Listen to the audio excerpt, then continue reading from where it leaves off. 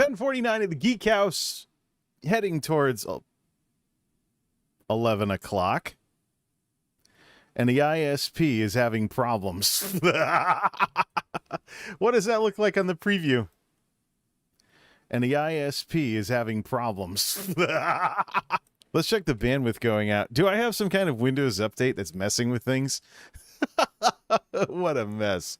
What an absolute mess. But it wouldn't be a MultimediaJay thing if there wasn't some technology that we were tinkering with in the process. All right, I'm going to pause Windows updates and close Steam and stuff like that. Steam never was even open in the first place. Let's see here. What do we have here? Oh, we have a lot of crap going on still. Streaming is rubbish, and it's nice to see that the 9% the 9%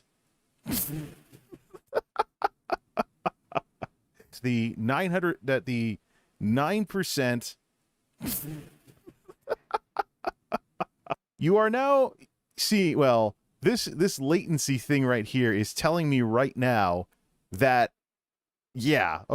so 603 dropped frames in less than 5 minutes of live time. There you go, folks. Reason number one why streaming is rubbish. Internet, lag, and the whole 9 yards. Look, we had a bunch of concurrents come and go while the stream got off to an absolutely rubbish start. And so, needless to say, I'm going to be talking about streaming. Welcome to the Late Night Nerd Lounge. What is up, everybody? This is Jay, a.k.a. MultimediaJay, coming up on 11 o'clock, which, when I was a little kid, being forced to go to bed at 8 o'clock at night, I would have been considered... 8 o'clock at night, I would have been considered, that would have been considered late night for me. This is cyclical at this point. I'm about to get on the phone with this ISP and downgrade my service. They just don't deserve it anymore. I could always, actually, what I could do, I could have some fun with this. YouTube actually only recommends 4,500 for a bitrate for a 30 FPS stream. So I could probably just do that at this point. But we'll just see how much this continues to be a pain in the ass. Or I could just go into the router and see all of that. Okay, so now we've seen reason number one why streaming is rubbish. Just the internet and latency. And you go to try and do a final sign-off stream before you get back to making a bunch of videos. And only now is the internet finally being a pain in the ass. Of course, we did have some thunderstorms go through earlier. But yeah, this is disgusting. So... we'll see if it drops down to 0 anyways. But yeah, streaming is rubbish. Let me just say one thing very, very important here as we try and dodge lag spikes and showcase to the world why streaming sucks so much. This does not at all mean that I'm giving up on streaming. I am absolutely not giving up on streaming. But there's so much stuff that's going on right now. There is so much stuff that's going on right now that I am absolutely going to be ahead of the game with this, with putting streaming in its proper place. Streaming needs to be in its proper place with this kind of stuff and with everything that's going on in the streaming world right now, because we're heading towards a shakeout. It's going to be tied, of course, to the pandemic, just like everything else that's been going on the last couple of years. So it's gonna be noteworthy. I can say that much, as from what I'm seeing with some of these IRL streamers right now who are running into a rather unique problem. They're traveling all around the world, doing everything they can to grow as streamers, grow audiences, meet new people, etc. And it's not resulting in anything significant for their streams. They are having to do all of this traveling, all of this, lodging in hotels, all of this stuff, putting in all this mileage, usually walking around half the places they stream, and the numbers are not exciting. That's just like, in some cases, it's so bad that despite all of their efforts, the concurrence that some of these IRL streamers are getting is on par with what they used to be able to get when they are IRLing close to home and not traveling all around the world and stuff like that. Okay, why can't I... All right, there we go. Just want to check and make sure I'm in the right mode here. This is Omni, and it sounds tinny. This is Cardioid, and it sounds better.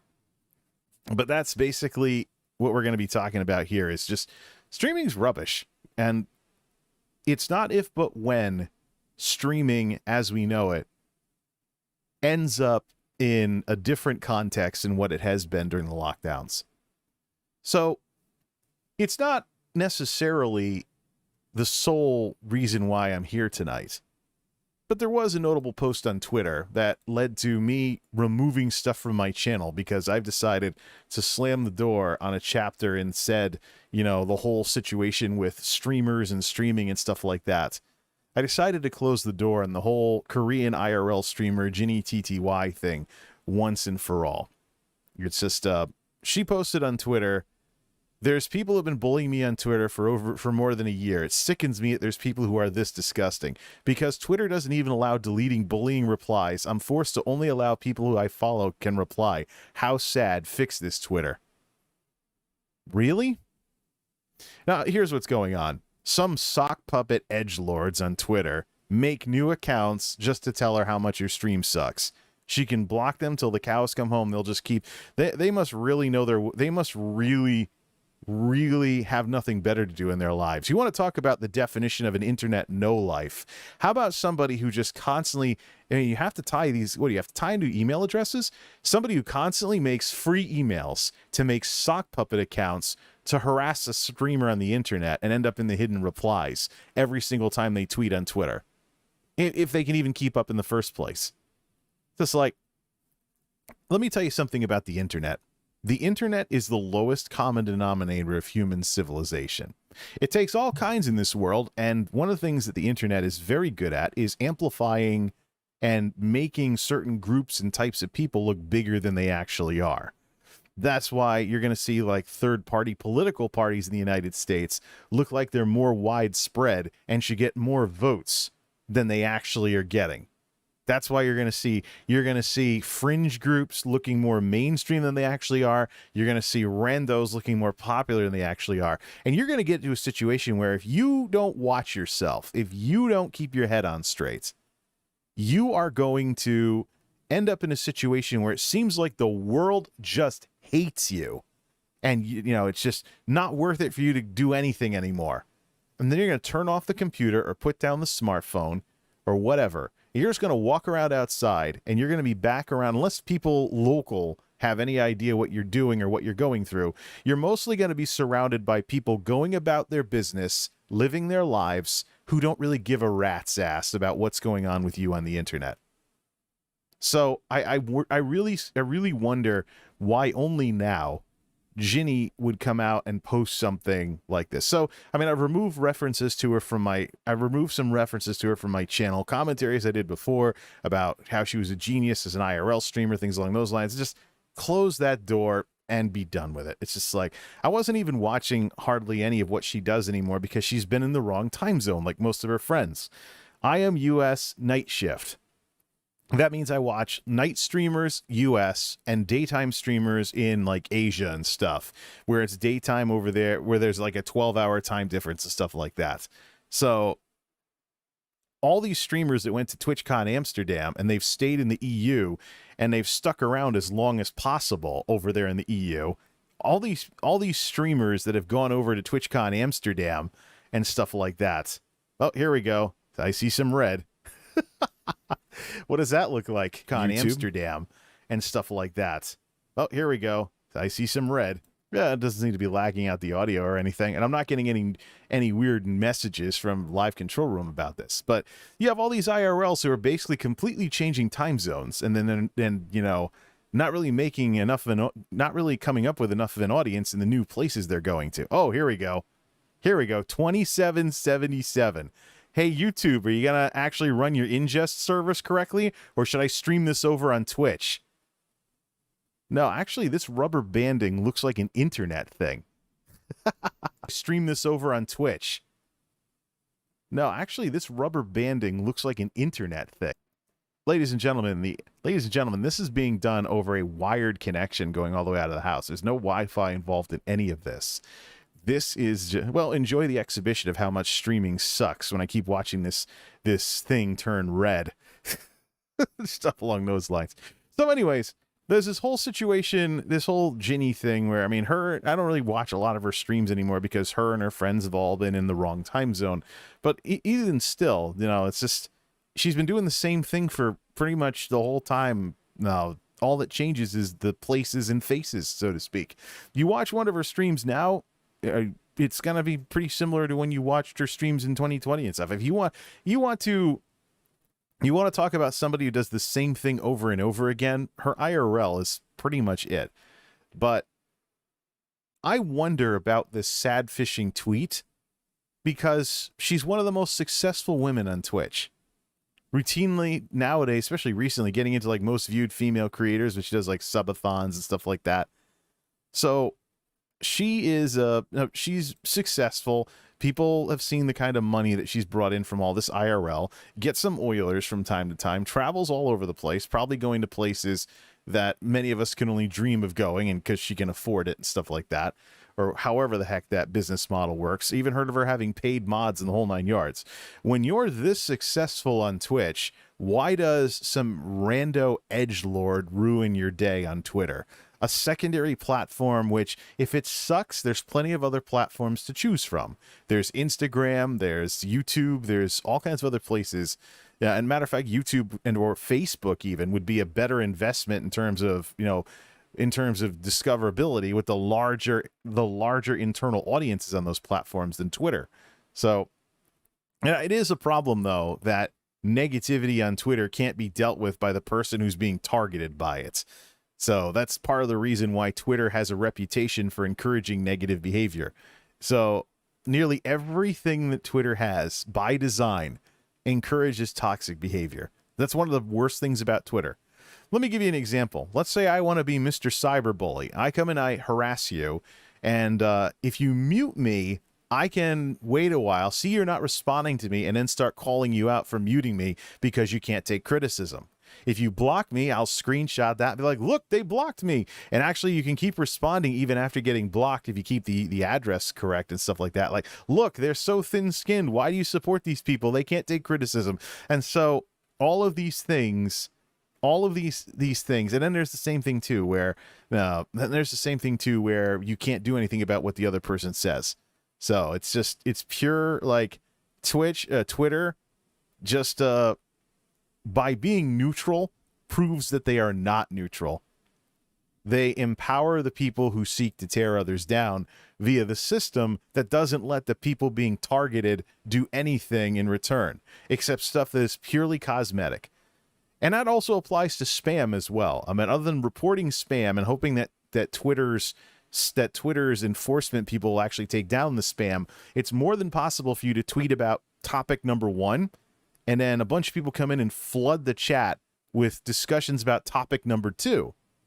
And so your Twitter thread now gets completely hijacked. There are some auto filters and stuff that might help with that nowadays, but now you're relying on AI to do what should be controllable by the person trying to have the conversation in the first place. With that nowadays, but now you're relying on AI to do what should be controllable by the person. Yeah, we had another dip.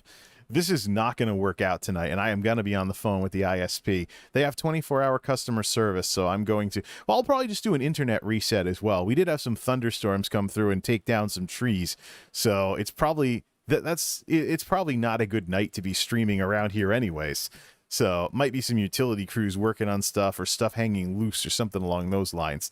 But I will be checking the maintenance dashboard as well. All the same. It doesn't really matter to me all that much because today is basically the swan song for chat streams before I go back to working on videos all the time.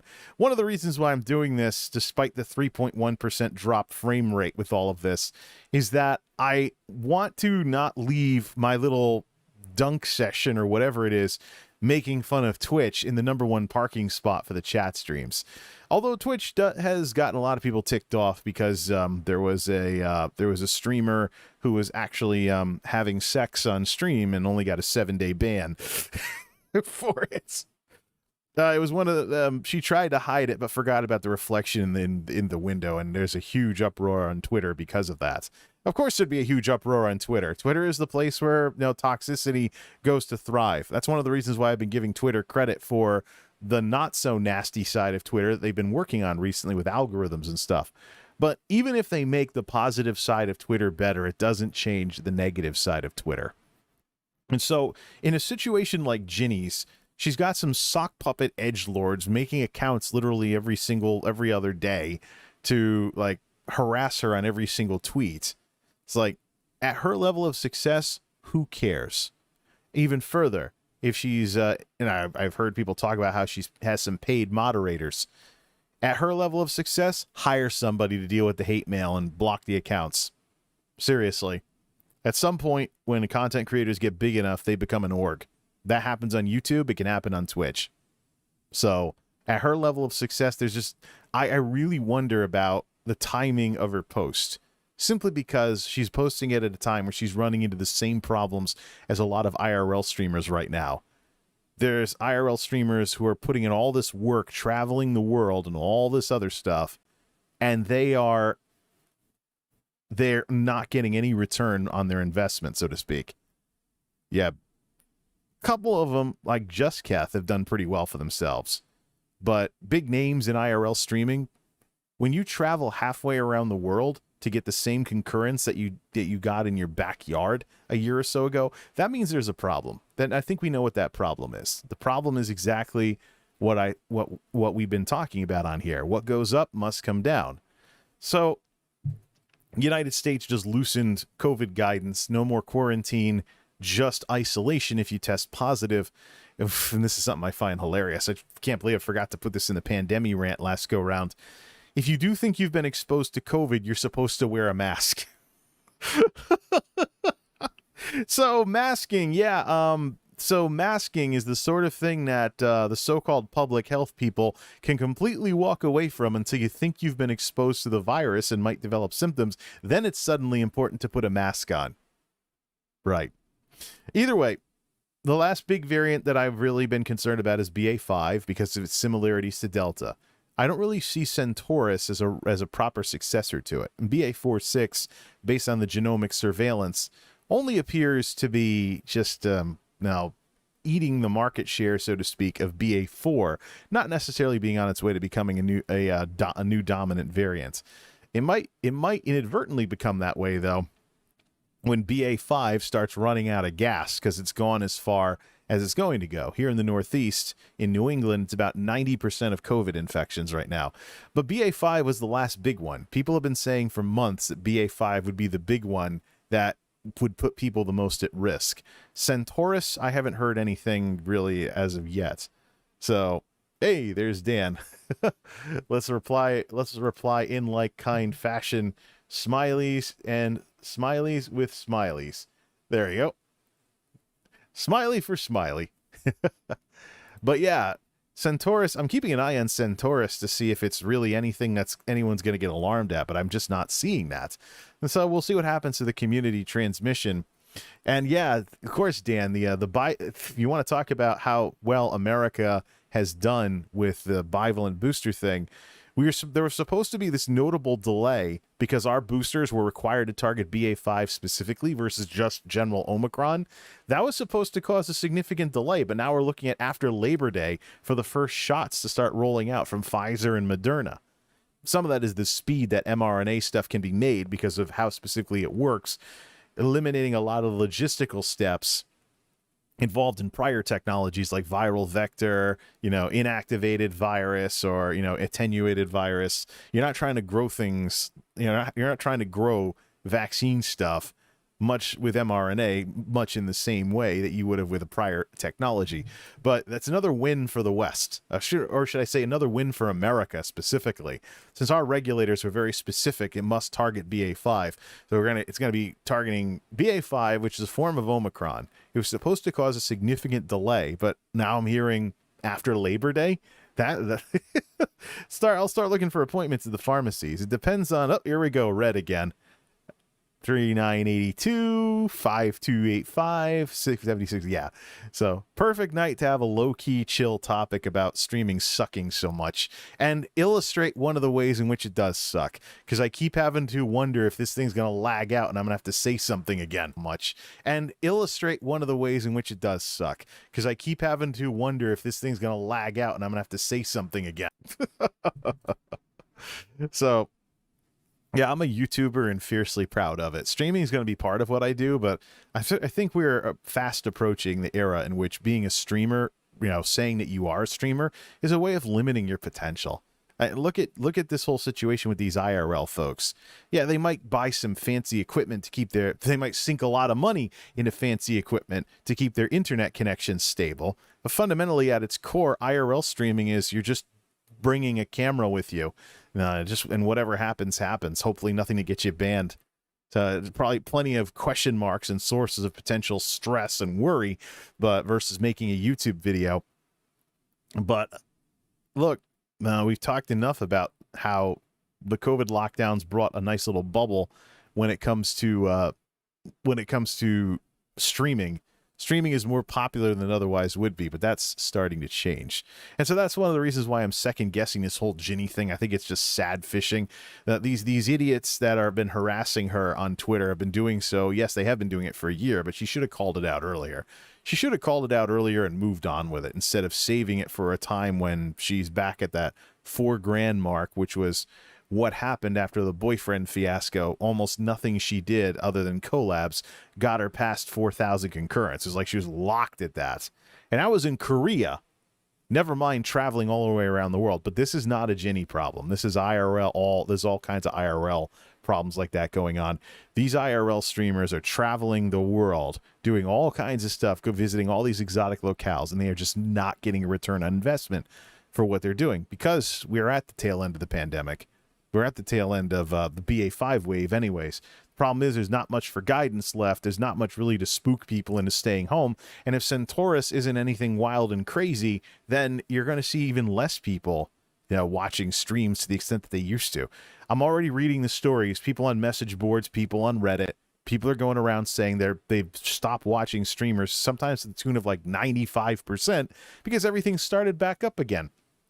They're not stuck home as much. They just don't have the time because everything's back to normal for them in almost all cases. This is the cognitive dissonance that these streamers are going to have to stare down at some point, that their success is because of a deadly once-in-a-century pandemic virus that has killed millions. So how do you come to grips with that? That's the thing. If I was Ginny, I'd be looking at retiring from streaming. Not necessarily completely retiring from streaming, but not like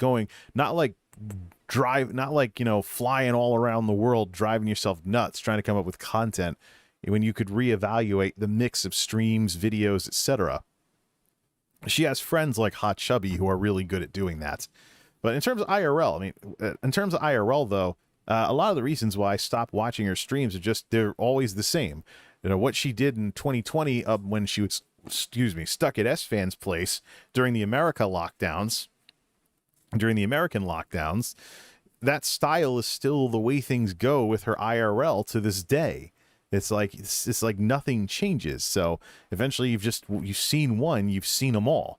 And then when your YouTube presence consists of, trying to make YouTube videos out of seen one, seen them all type things like that, it's just, well, at what point does it become boring on both ends, to both the audience as well as the person grinding it out like this? And I think this is one of the biggest problems with streaming, especially Twitch. So it's just Twitch. I was watching the patch notes thing regarding all the stuff that's going on with the exclusivity pseudo change and stuff. Wow, you can multi-stream to TikTok. Yeah, that's really Twitch turning over a new leaf. Yeah. They have enough on their hands with the scandal about the South American streamer who was having sex on stream, and the reflection in the window, only getting like whatever it was, 7-day suspension for that. And there's people that are permabanned that are going crazy about that. Like, either way, that's a Twitch problem. Look, let me just say right here, right now, Twitch was a 2020 curiosity for me, other than a couple of special events and a few niche things here and there that Twitch actually does better than YouTube. I can't for the life of me imagine myself doing anything over there. There's just been too much bad crap that's happened in just 2 years now. And then why don't we actually link up browser mode if we don't get disconnected? I'll just put this here, and if you squint enough, you can see the little thing there that actually changes color when there's problems. Well, one last thing about the Ginny thing. Well, let's not do that yet. One last thing about the Ginny thing. In terms of haters and disgusting people, yeah, it takes all kinds in this world. You're going to run into the people who are irrational, illogical, emotional windbags, don't make any sense, and actually think they're doing society a favor by literally having nothing going for them in life except trying to make people sad on the internet. It's just like the internet is human civilization's lowest common denominator. And I think it's incumbent upon content creators to make sure that your haters only become a punchline and nothing else in your channel. Make them the butt of jokes. Yeah. Make them the butt of jokes. Turn the situation around. Have some sass. Have some smart assery to your name, so to speak. Because there's one extremely important thing in play when it comes to haters on any platform. Oh, you get some screwball sock puppet edgelord making new accounts every single day to come tell you, "No, you suck. Oh, you cuck the content. Why don't you just retire from streaming?" Here's the thing. The size of your audience, just by being it's better if we say it this way. Just by being yourself, you're going to make people mad. Even if you think you're a good person, even if you think you're likable, it's just mathematics. People come from different walks of life. They have different opinions, different everything. Just by being yourself, you're going to make someone upset. Just luck of the draw. That's all there is to it. You never please everyone. And the more people you're introduced to, and quite frankly, online media is one giant social, essentially, underneath all of the crap people talk about, grow your YouTube channel with these simple steps, blah, blah, blah. Underneath all the crap that people talk about is fundamentally socialization. That's why it's called social media. You, content creator, are out there meeting people. Sometimes it's going to go better than others. I can give you a wonderful example just from this week. I met a truck driver this week. The first thing he did was cuss me out. I was loading some kind of special order that had to be sent in a special truck. He shows up with his 18-wheeler. First thing he does, he starts cussing me out because everybody that he's ever worked with in my building doesn't know how to load trucks, according to him. So the first time I ever seen the guy. So, yeah, I'm going to stop taking deliveries to you guys. You guys screw everything up all the time. The freight always falls over. Do what I tell you. I tried to do what he told me, too, by the way. I got a feeling he's one of those folks that, has no social skills. So they become truck drivers because they literally can't work with people. So they end up, turning red again. They become truck drivers. 1.8% drop frame rate. I got to call the ISP. They become truck drivers specifically because they have no social skills and can't work with people. So they end up having to take a job where they spend most of their time behind the wheel, and occasionally at their stops they interact with people and stuff along those lines. Logan says the connection's fine on mine. Yeah, it's not dropping down to 0, which causes lag, but there is definitely storm damage around here, so maybe I shouldn't play MMOs very much. Or I should drop the bitrate down to 4500, which is the actual recommended for a 30 FPS stream at 1080p, instead of 6000, which is the max. So I could always do that, because it's going down to like $3,000 or something. Or YouTube's ingest could be having problems, but we had some thunderstorms earlier, so there's probably storm damage somewhere out there. Doesn't matter anyways, because this is basically a swan song topic anyways, in my little Commonwealth humor style, saying streaming is rubbish instead of having a stream called Streaming Sucks. Stuff like that. But the overall thing to keep in mind with all of this streaming stuff is that it's gone from its spring to its autumn with the pandemic. Stuff like that. Either way, the thing Ginny needs to remember is that as you grow as a content creator, you're basically meeting people. Some of them are going to be better than others.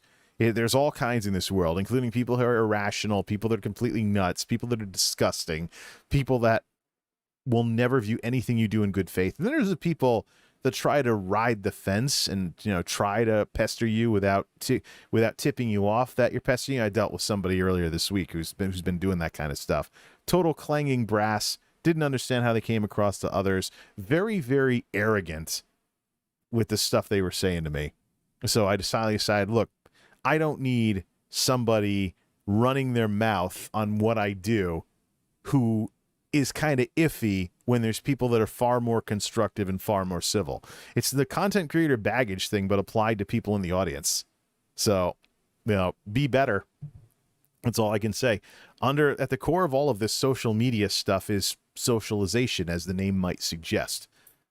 The thing with Ginny, though, she's got thousands of concurrents. She's one of the most successful women on Twitch. She will have met a few bad apples by now. The bad apples, like the sock puppet edgelords and stuff messing with her on Twitter, are just signs of her success. Full stop.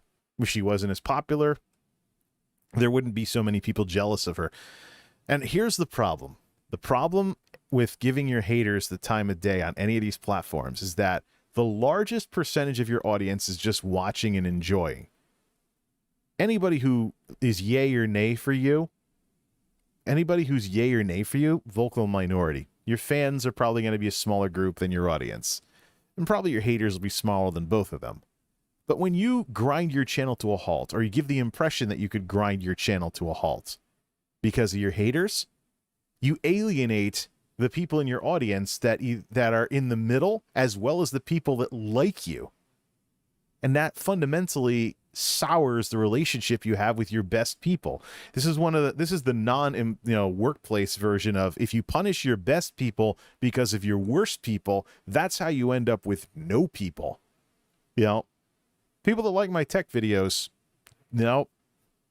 there's people that like my tech videos, and there's people that say I should never touch a computer ever again for no intelligent reason. And then there's people that will pick apart every computer thing that I do and call me an ignoramus for me having some fun and trying to learn some stuff because I don't know it perfectly already. Like something I'm new to. The people in life, you'll know them when you see them. They expect you to go from zero to hero. That they don't understand that a learning curve is a curve, or they just want to harass you or whatever.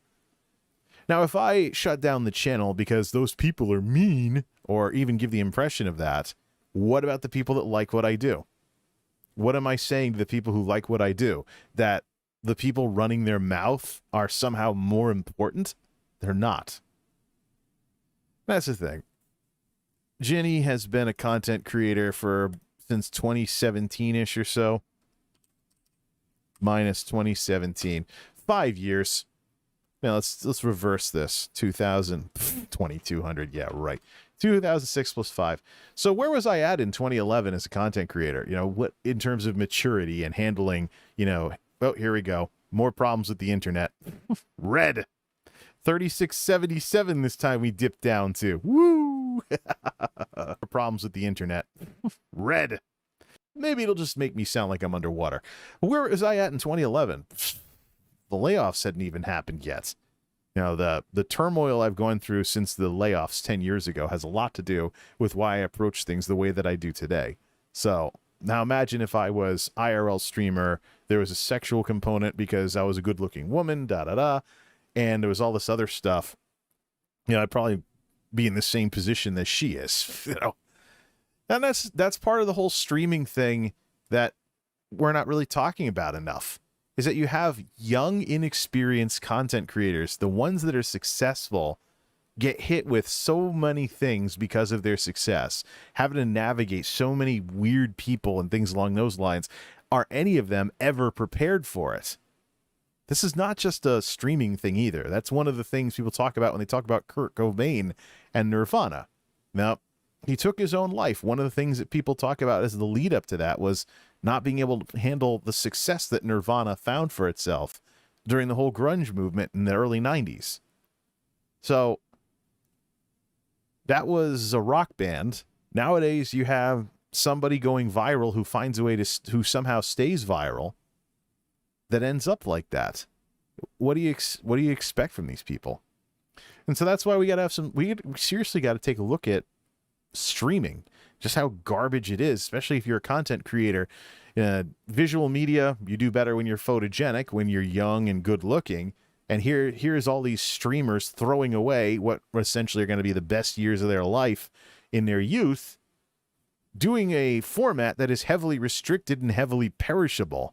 When you're 5 years into streaming and you when you are 5 years into streaming and what you have to show for it is a bunch of VODs, and all you have for like evergreen stuff is videos based on those VODs, how will you not get hit with cognitive dissonance, especially when you see a YouTuber with videos that are 5 years old still getting views because people are going over and binge watching? Because you can binge watch like a channel full of 15-minute videos or half-hour videos as opposed to 7-hour streams.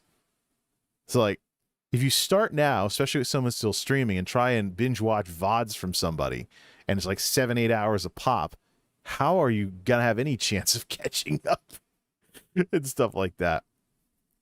How are you going to have any chance whatsoever of catching up? So it's just the return that you get for the effort that you put in. And I think we're all set with this Twitch tracker thing.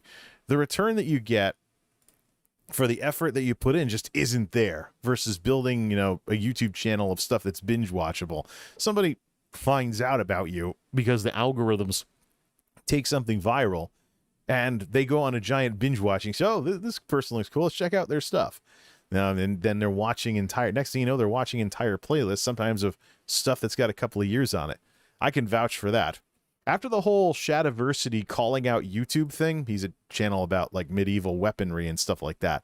After the whole Shadiversity calling out YouTube for the algorithms being the algorithms and stuff along those lines, after all of that happened, I started watching a few Shadiversity videos because it's been a long time since I watched his channel. So I watched some videos about swords and some other stuff, you know, those things that the algorithms supposedly suppress you over. Well, guess what? Now, it only took a couple of videos. Bench watch stuff. That's binge you're talking about. That's binge, B-I-N-G-E. Unless, of course, auto protection or autocorrect got involved. There we go. Oh, what? How do I get the... here we go. That's how I enable that smiley. Yeah, it's binge watch. You can watch YouTube videos on a bench, though. Or you can watch YouTube videos while bench pressing. If you have the right setup. Now, get nice and ripped while watching someone's vlogs. But the thing is, though, it didn't take very much. Half of my feed now is all Shadiversity videos now. And I've been introduced to the Shadlands. I've been introduced to his other stuff. Like, I got videos all about swords. Well, let me go check that right now. Let's link up to, let's see if we can get this to not link to live control room. Of course, the internet's probably going to lag again. Let me see. MultimediaJay, and click over to YouTube. I'm a YouTuber and fiercely proud of it. Oh, the Connecticut Solar Program. Oh, wait, there's a little bit of Kate Bush in here as well, because I looked up that 80s song that's popular because of that Netflix show. But let me minimize live control room for a bit so I don't get to take part in chat for a little bit here. Link up browser mode to Firefox. What kind of stuff is in here? Firefox, YouTube, da-da-da-da-da. My own stream is showing up in there. Okay, a little redundant, don't you think, YouTube? Yeah, the Running Up That Hill song, I was getting a chuckle that an 80s song is popular among Zoomers because of that Netflix show. But here's what I'm looking at right now. So there's an ad for, hey, state of Connecticut, go solar, blah, blah, blah. And Kate Bush, there's like, Kate Bush is Running Up That Hill, the 1987 performance. A bunch of stuff, a bunch of sleep videos for, like, you know, relaxing sleep videos, because I played a few and getting some sleep earlier. Now the algorithm thinks I want to play them all the time, even when I'm not trying to sleep, and I'm probably asleep for most of the watch hour. So look, Shadiversity, Scott the Woz, Scalagrim, which is another weapons channel, 8 tracks from a history thing, Tokyo something overseas, ABC News from mainstream media, John Williams, Steven Spielberg, because I was watching something about how Star Wars' theme is similar to a theme from another movie, and John Williams has plenty of musical nods to other stuff. The Virus That Effed Us All from the Nostalgia Nerd, bunch of now we're into the news category. All right, so that's why we see Joe Biden there and stuff like that. Let's hit a refresh. So we have a Shadiversity video there. Connecticut passes new policy for homeowners. We have an ad there. We have a nature cam. There's another Kate Bush thing. There's an NES long play. Another Shadiversity video. Creator Insider, Sleepy Cats, Two Set Violin, watched one of their things earlier today, a couple of synthwave stations, something about Star Trek, and other like lo-fi girl style streams. Let's refresh again. There'll probably be another Shadiversity video. Yeah, and it's the exact same video too. Refresh. Lo-fi girls there, of course. Shadiversity, fight scene autopsy, Obi-Wan Kenobi. This is the thing. This is one of the videos. Gideon also has been making the news lately. Pro Jared had that rumor go around on Twitter about, oh, did he pass away or something like that? Tchaikovsky's 1812 Overture because of the music stuff. Some preppers for whatever reason. Probably because I'm watching nature videos. Let's scroll past all the news about Joe Biden and stuff and see what we start seeing again. Retro gaming, synthwave, guess some movies, Donald Trump, whatever. Gideon again, Shadiversity. Like, I literally can't come to this page without seeing Kate Bush or Shadiversity over and over and over again. Medieval weapons ranked, blah, blah, blah, blah, blah. That's nature videos, cat videos, Shadiversity. Recommended tags: music, live gaming, mixes, rivers, history, background music, Nintendo Entertainment System, Warhammer 40k, synthwave, characters, oceans, terrestrial animals, computer hardware, soundtracks, ambient music, watched and new to you. Just reading the tags off the top. But despite those tags and those categories that are being recommended to me, there's always at least one Shadiversity video literally every single time I refresh that. Dan says, I like running up that hill because an old History Channel doc from 10 years ago. Yeah, so it's just kind of a cool thing. But yeah, so Shadiversity, I've been watching a bunch. It didn't take very much for me to start seeing Shadiversity videos, trying to get me to binge watch videos about swords and medieval weaponry and stuff like that. So it didn't take very much. But that's the thing. Some of the videos are 3 years old from when he literally was just doing chat vlogs talking about swords all the time. And then there's, of course, Lindy Beige and some other historical folks and talk about medieval stuff and visit castles and stuff like that. Oh, and I'm quite sure that the algorithms sending some of this to me has at least a little to do with my long-standing interest in ESO. It's stuff where I have players, my characters all have castles and stuff, and Panther Fang Chapel and stuff like that. It's only been my main MMO for for years now. I don't know if I want to keep the subscription to it, but I just might, checking out the update 35 changes now that ZeniMax has caved on a few things that people were upset about, and then they're working on some new changes to how combat works. But the thing is, the Empower buff affects heavy attacks now. So in a way, that actually makes one of the changes I was talking about with combat. It de-emphasizes light attacks and swashbuckling stuff, but if you wind up and you slam someone with your weapon, it hits for a lot more damage now if you have the Empower buff on you. So if you give yourself Empower through the various ways it's available, and you wind up and slam someone with a giant sword, it hits a lot harder. They should do more of that, though, where the heavy attacks have a lot of risk because they can get blocked and your character gets dazed. But if you smack the crap out of some monster with a sword, it should hit really, really hard. And some of the new combat changes that actually made it to retail on Update 35 and ESO seem to be catering to that. We'll just see what ZOS does with their core design with the following patches. But anyways, the point is, getting back to the whole situation with Ginny once and for all, that the hatred that she receives is just a side effect of the success, simply as a matter of mathematics. Even if there wasn't scandals or the collab with Amaranth way back when or something like that, she's in the position that she's in because she's succeeded. It's just all there is to it. She's in the position that she's in because she succeeded.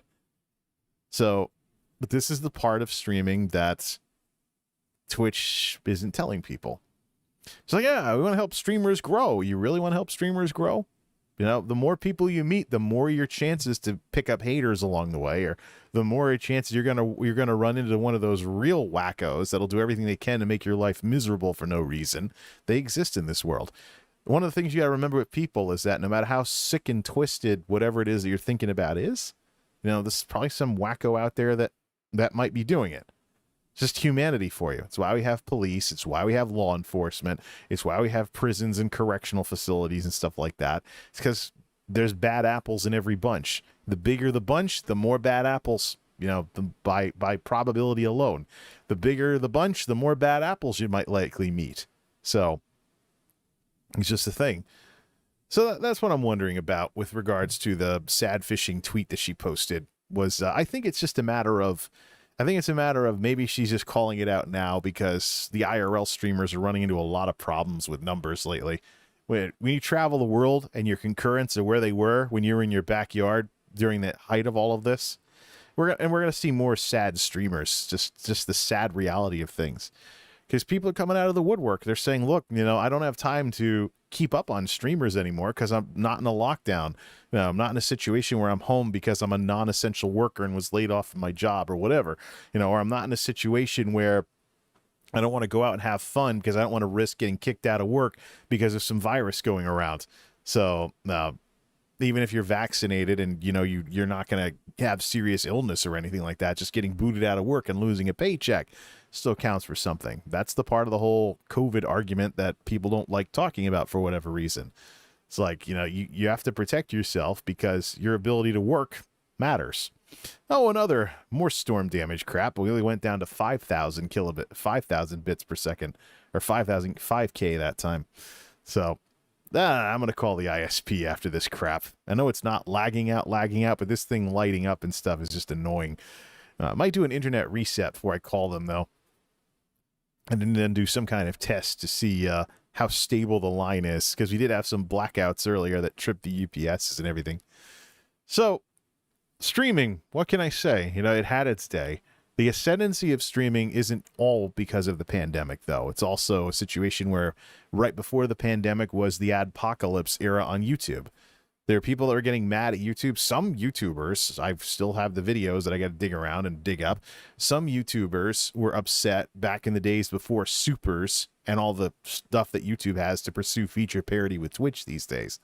But there are people that were upset because of declining ad revenue being the only thing that you could do on YouTube in terms of trying to become a full-time content creator versus supers and other stuff, and now channel memberships and things like that.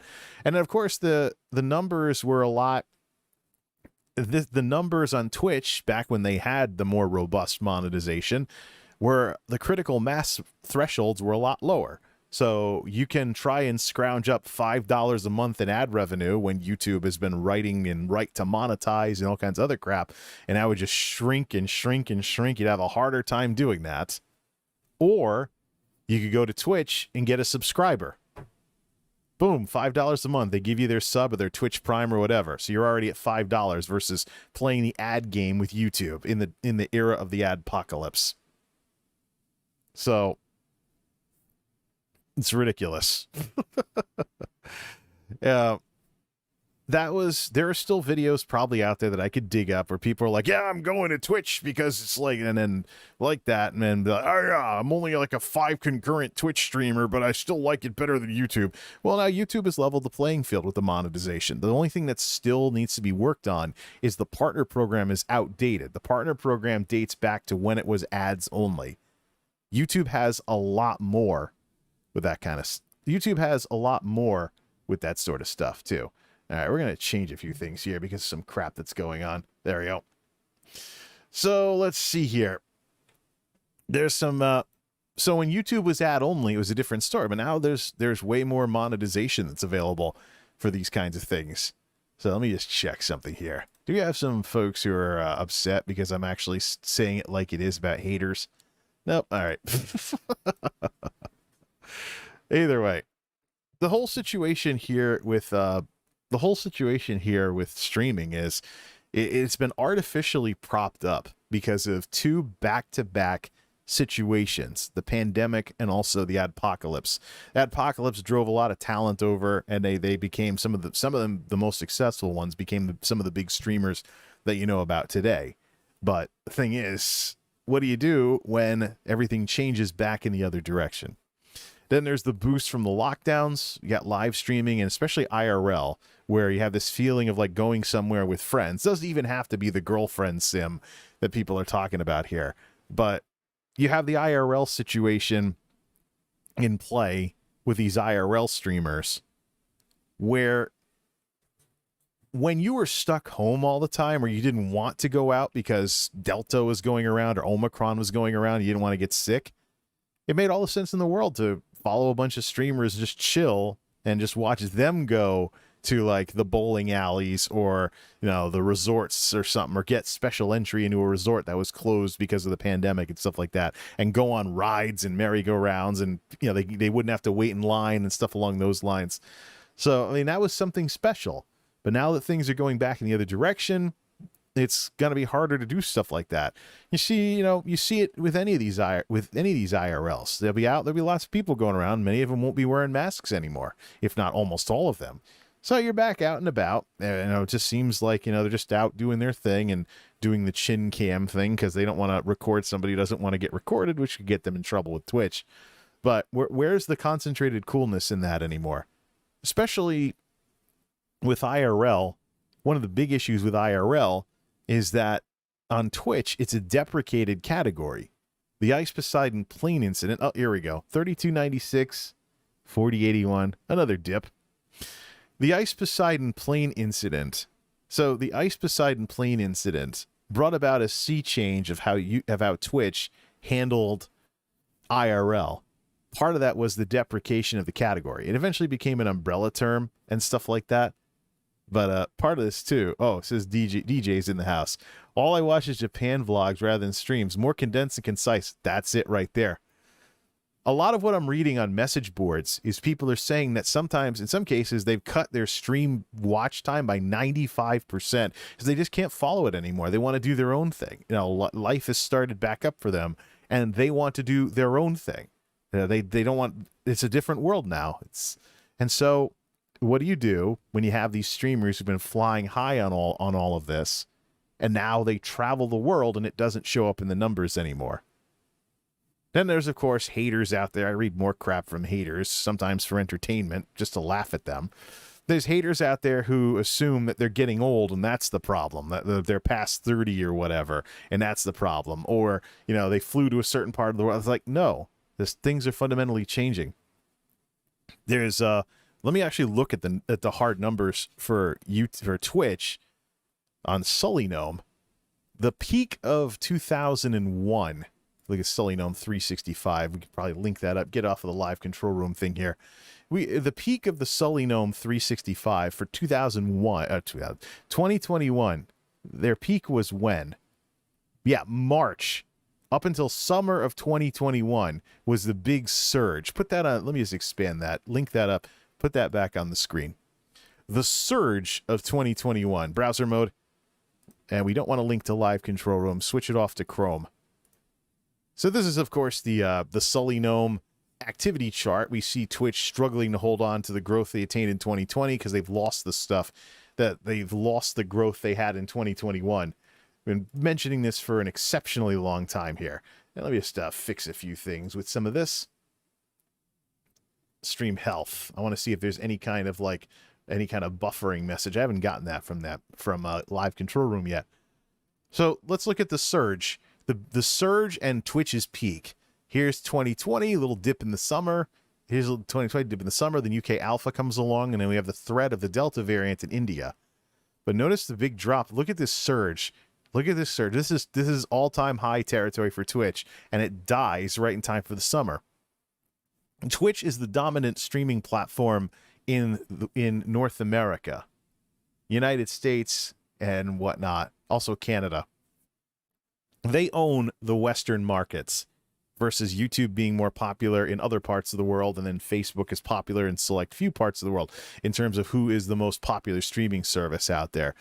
Stream Hatchet has some data on that they collect from viewers all around the world or something like that. They had a nice little map that they released once showing that Twitch owns the Western markets when it comes to stream traffic. It's not like the quarterlies that I question as well, but the surge and the all-time high numbers for Twitch dropping off in time for summer of 2021 coincide with an extremely important event with the United States. The CDC, Dr. Walensky, pulled not all mask mandates, but started pulled the nationwide across the board mask mandate around that time. It was the first major change in COVID policy away from lockdowns and other stuff like that. So it's the first kind of sign that, and at the time, the news media was talking about how it was America turning the corner on the pandemic, that vaccinated people could take their masks off. So previously it had been lockdowns, we don't have a vaccine, lockdowns, social distancing, closed businesses, etc. That started changing in 2020, but then you've got the UK Alpha variant, which was the first upgraded virus variant over the original one, causing problems, making people want to stay home again, etc. The first real things might be somewhat returning to normal thing was when we said that the vaccinated could take their masks off. So the nationwide mask mandate goes away, and it's left up to vaccination status as well as the states around this time. So we see, the relationship here. The worse the situation is with do you want to go out or not, the more you see people turning to online entertainment and stuff like that. Then there was the schools going back, trying to open the schools. I notably criticized the state of Connecticut's BOE, an education brass, because they were trying to open, some local boards of ed were trying to open the schools again before all the teachers were fully vaccinated. Vaccination for teachers became available in March before it became generally available afterwards. Vaccination for teachers became a thing in March. So 2 months later, for the 2 doses of the Pfizer or Moderna, or J&J, I don't think it had been approved yet. 2 months later for the Pfizer and Moderna meant that opening the schools at all before summer got out meant that the teachers would not be fully vaccinated. So there were these pushes to return to normal right before, of course, the Delta variant started landing in the United States. But that was fundamentally the change that started turning the culture away from sitting at home watching streams and stuff like that to the extent that we saw earlier. Of course, there was a little bit of a surge in 2022. Remember, the Omicron variant was ripping around the country around this time. And then there was BA2 and stuff like that. And then now we're seeing they're in the position they're in right now. But it's just sad that there's a group of content creators out there whose success is because of a once-in-a-century virus that has killed millions, and people being stuck home because of that. It's probably a hard pill to swallow, no puns intended or anything, or references to Paxlovid or something, for that matter. But that's the situation that we find ourselves in with all of this. So Twitch lost the growth from 2021. They're struggling to retain what they gained in 2020. It's an up-down situation.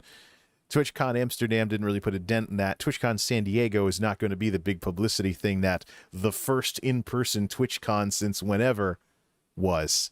It's not the same publicity opportunity for Twitch. But that's the situation we find ourselves in. What goes up must come down. And then there's, of course, the whole fake relationships thing. And then there's probably the most important thing, is the lifespan of the content. I mean, I talked about Shadiversity earlier because I've basically been binge watching a lot of his videos. Last weekend, I didn't work on the video. I barely completed the last tech video, which still haven't done anything with. I was binge watching The Addams Family on Amazon Prime Video. I found out both seasons were on there, and I don't think I've ever binge watched The Addams Family from start to finish for the 2 seasons in the 1960s that it was on television. So I was binge watching all of that, and then there's been YouTube channels that I've been binge watching as well. And what makes YouTubers worth binge watching? Content that is crafted and created. What DJ talked about right there, because it's more condensed and concise. Yes, and it's a good use of someone's the YouTube videos specifically that are made correctly like that and tell an ongoing story without having less fluff, more stuff, is a better use of your time. Now, short form like TikTok and YouTube Shorts, especially YouTube Shorts, which actually is staying short, unlike the 10-minute TikToks that you can run into these days. Short form was great because of just seeing a whole bunch of stuff, the density of it all. But you might not really care much about the creators that you're watching or even know who they are. Just, hey, look, a video of some cat doing a backflip. Oh, wait, look, someone doing a magic trick. Oh, check it out. Someone pulling a prank on their mom. Oh, look, someone making their washing machine overflow with suds. You know, whatever random stuff pops up in your feed based on what the algorithms send your way. You know? Or this life hack will make your hamburgers taste better. Or this is my 3-minute recipe for making cupcakes. Like every random thing you can think about. But do you really care about who specifically is introducing themselves to you via short form? So that's probably the hurdle to get over, is that people see lots of people when they watch short form. Why should they care about you or go to your channel and watch a playlist? You know, it's just that's the question that we got to answer with that kind of thing. Streams have the opposite problem, and this is something we're seeing with people talking about how they're not watching streamers as much anymore because it takes hours. Literally, you have to be willing to have it going hours to keep up with what a streamer's up to. Especially if they're a full-time streamer, stream like 7-8 hours IRL. You're like, oh, what are they doing now? But then you got to start thinking about your own free time as well. When you run into the Twitch stalling culture that it was S-Fan that I first saw talking about this culture of stalling, where and then you see some of the crap that's going on now, where you have like sleep streams with VODs playing in the background, undoubtedly because there's some partner hours goal, some stream hour goal, very aggressive on Twitch versus YouTube, that streamers aren't making, and so they do some filler content to make the number of hours streamed and stuff along those lines. That can't be something that you like as a viewer. Like, I think I saw Tyongyi live earlier. I was like, oh, cool, what's she up to? Oh, look, sleep stream with VODs. Jake and Bake, I think, was doing that first out of that bunch. So, VOD watch party, and I was like, what the hell is this? When is Twitch going to do something about it? Because they used to be more aggressive towards non-interactive content, but they talk about building communities, blah, blah, blah, which is crap language for fake relationships and people giving you money for dubious reasons. Not really a big fan of it much myself, but Twitch is what a mess. Just trying to think of it all right now. But you got all this stuff out there that makes you question your decision to use your time on this stuff. So, VOD watch party. Okay, I'm not watching this today. Well, what keeps you from thinking maybe they're going to do that again tomorrow because they haven't made their goal? When can I actually watch them again and have it actually be interesting? And then they go somewhere and they're spending 2/3 of the stream walking around. Or the most infamous example for me was back during when I was watching classic WoW streams all the time. S-Fan would spend like hours doing recap before he finally fired up WoW. He was as bad as I was back in my peak WoW days in the 2000s. You know, I would poke around on the internet watching YouTube videos about WoW, reading MMO Champion, doing all kinds of stuff, and then hours later I'd finally log into the game, even when there weren't queues. So it's like you do all this stuff for hours and then you settle in and play WoW for like 3-4 hours and go to bed. So it's like, why don't I just fire the game up first thing and just grind away and, gain more levels, run more dungeons, etc. But it's just something I wasn't thinking about at the time. But the thing is, though, even if we're not talking about stall culture like that, is a stream that doesn't have any attempt at show flow. It's just especially an IRL streamer who's literally just walking around with a camera. And they're pointing at their face half the time, so you get a moving selfie to protect people's privacy. And it's like 2/3 of the stream is them walking from place to place. And it's really not worth it unless you're like following chat, unless you're banned, of course. So you have all that crap going on and stuff. Are you really paying attention to it as much as a good movie that keeps you on the edge of your seat or a good television show? Probably not. Especially when like a sizable chunk of the stream is a giant moving selfie. It's just, at some point you start second guessing it all. And then eventually you reclaim your free time. And then there's the whole fake relationships thing. The whole parasocial crap that Twitch, as part of the community building or whatever, tries to mentally condition you to accept as some kind of normal, until you walk away from all the streamers and find something interesting to watch that has none of that. Do I pretend in any way that Shad is my friend because I watch a lot of his videos? No, because fundamentally there is no fake relationship crap being peddled with YouTubers. Unless they have like these vlogs that are kind of like that, that kind of give that impression. But I don't watch a bunch of Shadiversity videos and walk away feeling like, oh, Shad's my virtual friend. No. Because with the videos, they're edited together, they're created, and they're put together. The content is at the center of them all. Oh, this is a video about a medieval German knife sword, a Messer sword or something. Oh, this is a video about a katana. This is a video about why the word broadsword is an anachronism. This is a video about this. It's just the interest in the topic, the what, as opposed to the who. Yeah, I mean, it's a Shadiversity video, so I find interesting because guys got a sense of humor and stuff. But it's just the thing where it doesn't really matter. Same thing too if you like watch like the Crash Course series or something like that, or you go to or you do like what is it, Kyrgyzstats or whatever the heck his name is, The World in a Nutshell, or any number of video essays. You'll like it because of the topic. You know, this isn't some stupid farming fake relationships thing that leads to all the complications when you tick people off and stuff along those lines, like you see on Twitch. That's just... Then there's the streamers that want to pretend that this isn't a thing, that there is some dynamic for growing a stream other than socialization and being popular with people. Are you kidding me?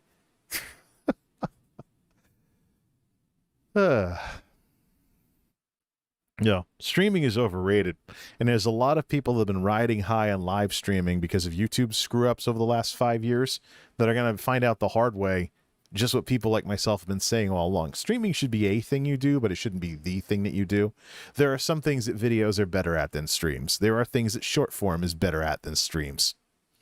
There's different things, and then there's things too that streams aren't good at. I mean, I've made something with these chat streams over the past 2 years that sounds like a radio show. But that's because I deliberately chose to go for this because I started seeing my stream replays on YouTube getting views. But I'm not convinced that YouTube systems have matured to the point where stream replays even get treated like proper videos. Unless you turn one of them, unless you use the cloud editor to convert them away from being stream replays and move them from the live tab to the videos tab. But even then, you know, people aren't fooled. And eventually you won't be fooling yourself anymore either. You'll get to that place where you realize that winging it when you're live is never as good as when you can edit things down to be more concise and a better use of people's time. So then what do you do? You know, it's sad, really, to see what streaming has done, especially big Twitch streamers, to fight against what's happening as the world continues to emerge from the pandemic. You look at what the never-ending collabs a few months ago. Everybody was collabing with everybody, even before TwitchCon Amsterdam, to the point where individual streamers really started losing their individual identity. And then you had the being too like intermingled with others. So let's say someone likes you, but they don't like your friend. What do? Da da da, etc. And then there's of course the obvious thing where you have all this talk about no self-promotion, but then you have never-ending collabs among large streamers, essentially trying to mooch each other's audiences. In the wildest example, I'm not going to name and shame someone here. You have somebody who's lost 2/3 of their audience through bans or attrition over the last 2 years and can't get any decent numbers comparable to what they did 2 years ago unless they collab all the time. That's mooching an audience. You know? Streaming is fundamentally changing, and it's fundamentally getting worse. And some of it, too, is the whole Wild West thing. Many of the biggest streamers on Twitch right now are younger millennials, going into their 30s. Streaming, as popular as it is, hasn't been as big as it is long enough for us to really know some of the long-term effects of it, or whether the what-ifs I'm talking about, like someone thinking about, should I have made videos for 5 years when they're 5 years into streaming? That kind of thing. We haven't gotten to the point where people start having those mental wake-up calls as to, wait, what have I been doing with myself? We just haven't gotten there yet. What do you do about that? So we also haven't gotten to the point. I mean, people talk about mental health with streamers. What about physical health? What about somebody who went from esports to Twitch streaming full time, who spends hours and hours and hours sitting in a chair playing video games every day because they still can health wise? Who's going to be the first of these game streamers to have something like a heart attack or something? And then what? Are we going to see some kind of something from Twitch, like trying to, help work-life balance, healthier streaming, blah, blah, blah? Yeah, sedentary office jobs can really destroy someone. That's one of the reasons why I do somewhat physical jobs myself. It got to the point where I just got sick of not being able to shovel snow without being out of breath in the wintertime and stuff. I was sitting down way too much. There used to be an article many years ago called "Your Office Chair is Killing You," talking about the problems and health effects of sitting down for way too long. I mean, even standing up, just standing up for a long period of time uses different muscles in your thighs and stuff than sitting in a chair. So even just standing up more, you'll gain some stamina just from being on your feet more, as opposed to just sitting in a chair. Never mind when you're actually moving around and doing stuff on a regular basis. But some of these game streamers who roll out of bed, stream for all day, they don't even leave the computer except to go get food because they DoorDash everything, and then they go to bed when they end stream. Try and catch some Z's if they can wind down from all the energy drinks, and then they're back the next day, grinding, and then Twitch has the aggressive hours goals and stuff along those lines. But when are we going to see someone have some critical event at 35 or 40 or something? We haven't gotten to that point yet, I don't think, where these giant streamers have something like that happen and everybody is forced to step back and rethink everything. So in a way, streaming being as popular as it is the Wild West. We don't know yet how it's going to turn out. So I think it's a passing fad, really. I think it's a passing fad. And then, of course, there's a little something I found. I went on the internet and I found this. Where's that list I had of I found a Wikipedia list of social media platforms. I didn't go looking for this explicitly. I didn't go looking for this. Is it still going to link to Chrome if I go back there? No, let's link it up. I found I was looking for numbers on Daily Motion because I know their numbers have been dropping. So their monthly active users have been dropping and stuff. And I found this. I went onto the internet and I found this. This is actually a list of social media platforms with at least 100 million MAUs, monthly active users. And it's pretty similar to the Statista one I looked at earlier. Facebook, YouTube, WhatsApp, Facebook Messenger is split off separately from Facebook proper and whatnot. What I find interesting is that it keeps on going further down. Of course, the Daily Motion numbers are missing. I don't know if there's a source on this. But then you get Discord and Twitch down here tied at 140 million MAUs. And I see this and I'm like, well, no wonder Discord is in Twitch's back pocket. Of course, I bet the only reason that Amazon hasn't bought Discord yet, maybe the brass doesn't have some kind of reason why Discord would be useful in the portfolio, unlike Twitch. We talked about Twitch being a portfolio asset earlier. But here's Quora with 300 mil that represents the end of the Statista things that we were looking at earlier.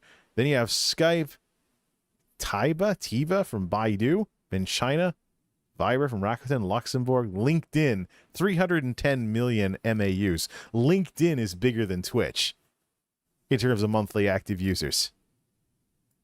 So one of the reasons why you'll hear the Devin Nashes of the world talk about live streaming professional stuff on LinkedIn, because LinkedIn is big enough to do that. I don't even know if LinkedIn should even be used. I don't even know if LinkedIn should be used for its traditional use anymore, if it can be used as like a YouTube-like platform. Yeah. Obviously you want to do professional demonstrations over there and stuff. And stuff like that. But Microsoft Teams, of all things. Microsoft Teams, one of those hero programs of the remote work and lockdowns and stuff like that. 250 million MAUs. So even Microsoft Teams is bigger than Twitch.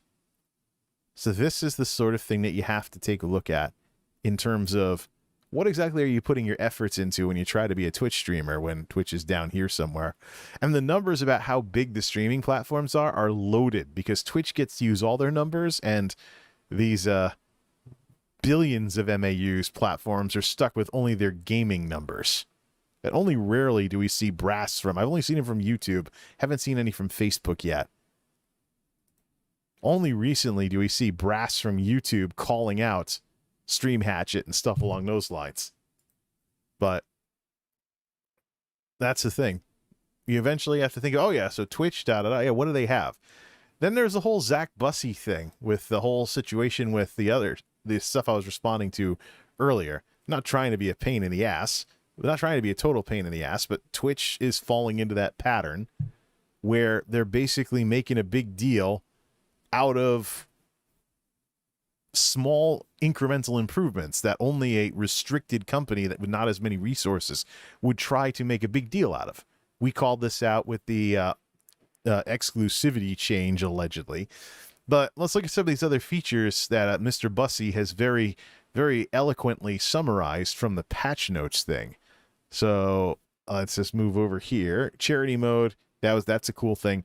But downloading clips on mobile will be cool. That's something that would help with Twitch streamers trying to send clips over to YouTube. I wonder if it's the content creators only that can do that. If it's not content creators, it's gonna make an existing problem with Twitch even worse. Clip snipers, people that take Twitch clips and quickly upload them to YouTube before the streamer can. And then the streamer gets hit with a channel demonetization for reused content when it's their own content that's allegedly being reused because the clip snipers got to their clips first. The only real solution to that, second private stream on YouTube when you're live on Twitch as a Twitch streamer, and just don't tell anybody. That's the only solution to all of that, because then your stream goes into Content ID as you owning it. Sad. That's one of the things I probably should have talked about when we talked about exclusivity. Mr. Bussey here. Shoutouts. Shoutouts was already something that third parties were doing. They even admitted it. So that was kind of cool. That's kind of a cool UI, but it's a small UI improvement. It's not anything earth-shattering.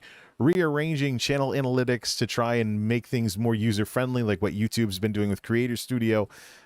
Snooze. Some algorithms getting introduced to channels you follow, so more algorithms, kind of like YouTube. Pinned chat is already a thing with YouTube streaming. Now it's going to be a thing with Twitch, so catching up to YouTube there.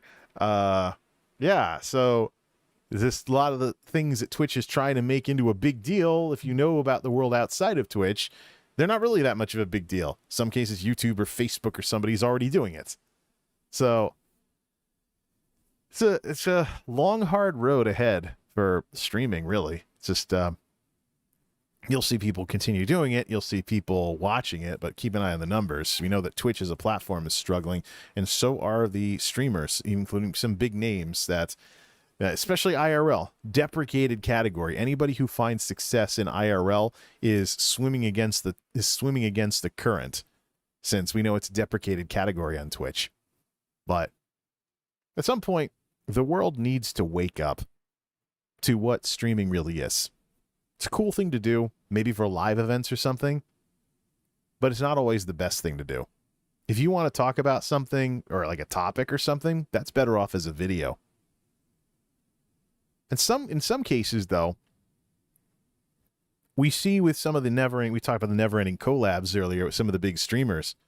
In some cases, with like, say, OTK and the TV show thingies that they're doing, they're basically reinventing television with a live stream that is basically a TV show. Like in the early days of television, when you see live, when everything was live and nothing was being produced yet.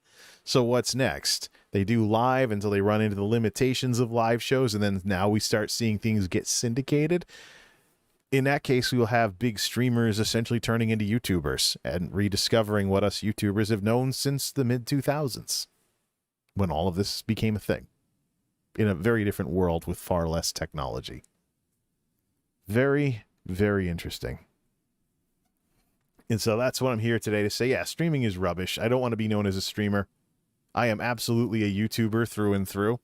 I'm absolutely a YouTuber through and through. I will stream, but other than game streams and stuff like that, and chat streams are cool from time to time to talk with people or maybe just say something, get something off my chest.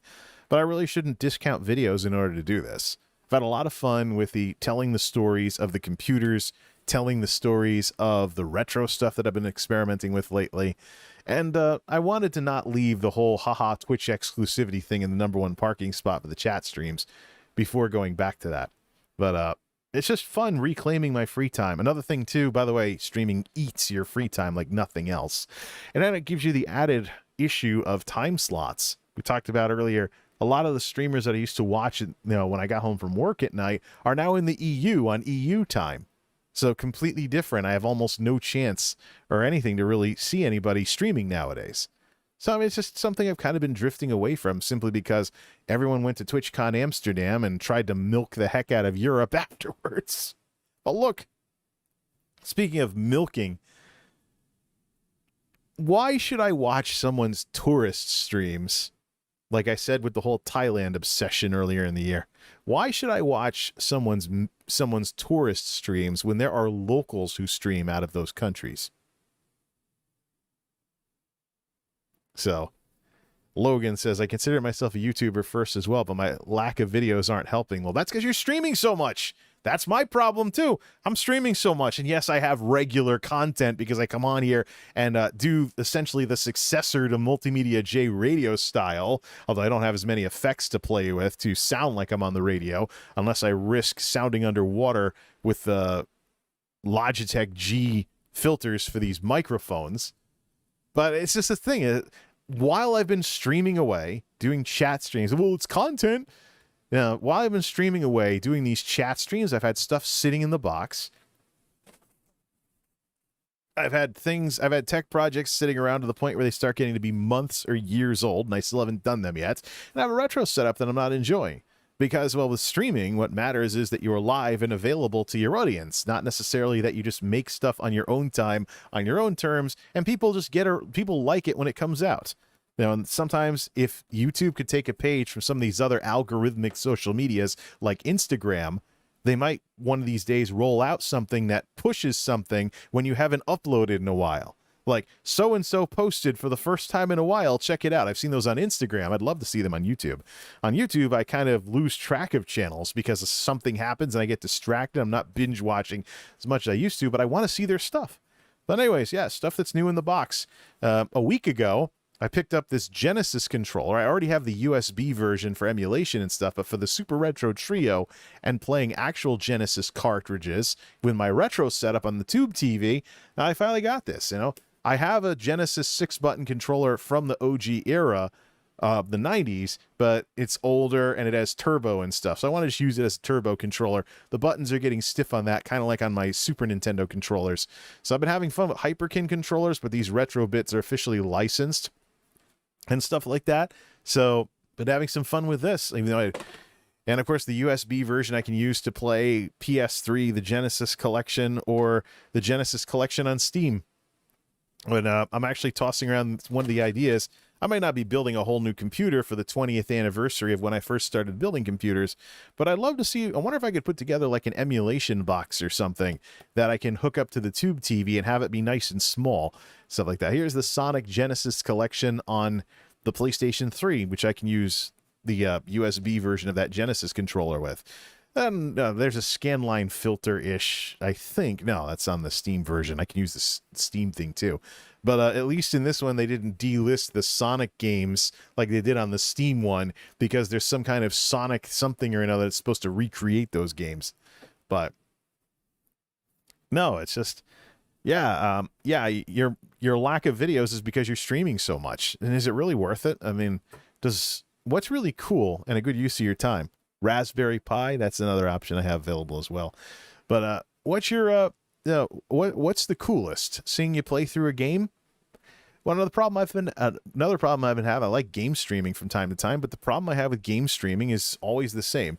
I'm having problems where I want to progress games on stream, You know what? Let's see here. Stand that sucker up.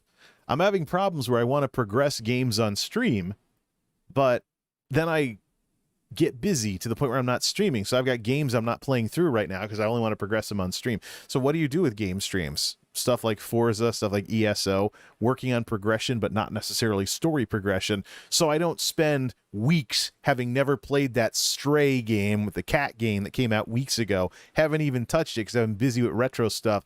And initially I was coming up with, I was churning around ideas to stream the game instead of actually playing through it the normal way. Yeah, I mean, especially when you consider, I mean, with videos and short form, you just make them whenever you have the time, and people like them and enjoy them whenever they show up. With streams, you got to put in the time, and it's specific to time slots.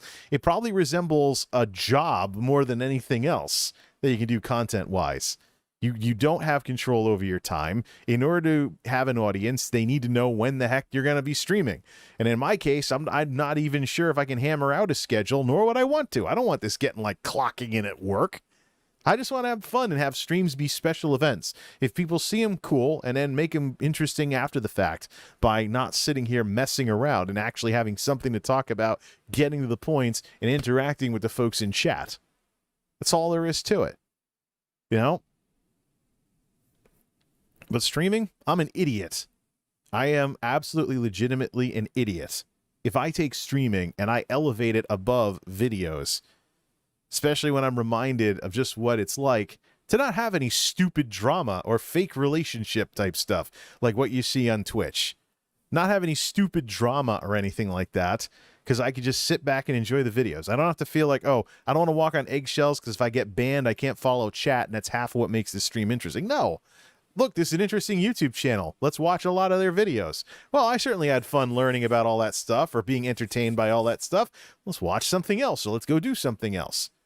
Simple. Oh, I like what they do. I'll support them on Patreon, or I'll send a super thanks or something like that, or I'll buy a membership or something if I really, really, really watch their videos a lot and stuff. I think YouTube's going to have a lot of problems with memberships and supers because people aren't conditioned all that well to have that kind of support culture around here, although Patreon seems to be doing good for itself these days. I just don't want people having to click off to another website if they want to support what I do. But part of that is deciding what the heck are people supporting when they support what it is that you do. So streaming, yeah, special events, get together and hang out, late night nerd lounge, talk about news if there's anything interesting, but I most certainly do not want the majority of the times the notifications ping on someone's phone or whatever to be me making fun of Twitch. So, I don't need to do that. I have a hard skills background in STEM. I can tinker with computers, I can game, I can talk about gaming stuff, and I can talk about stuff that's not, fishing for drama or other crap like that. The source, or manipulating people. The sorts of things that lead to more haters. If you give your haters credibility, they run with it. It's just that simple. Either way. 12:16 at the Geek House. It is now officially Saturday, so even for the day shift people, it is now the weekend. I'm gonna go do some stuff here. Oh, this is still in the PS3 from earlier. Interesting. Anyways, it's nice to have knocked the haha Twitch exclusivity thing out of the #1 parking spot, but I want that to be the exception and not the rule on here. This should be a better adjournment of the chat streams for now, so we can get back to videos and retro and stuff that people really like. Plus, with everything going on with Twitter and the algorithms and being introduced to some actual grown-ups who like retro stuff and retro gaming and CRTs and stuff, what should I do? Should I go after this little bunch of nerds that talk about Twitch all the time, even though the commentary scene is dying because things advance so slowly? It takes a big event like Twitch exclusivity gate to bring everybody out of the woodwork. You're like, hey, let's talk about this, even though in some cases our YouTube channels have been silent on the issue for months. Enough of the pretentious crap. No, let's have some more fun. There's a lot of people out there that don't want to feel like they're in school or back at work when they come home and they watch a video or something. No, the whole streaming fad of the last several years, it's only going to go so far. And I think sooner rather than later, we're going to see a lot of weeping and gnashing of teeth as that bubble continues to burst. Streaming is rubbish. There's a time and a place for it, but what we've been seeing from the streamers over the last couple of years really doesn't do a good job illustrating that. All right, let's move on to some more fun things. Till next time, this is MultimediaJay signing off. Thanks for stopping by.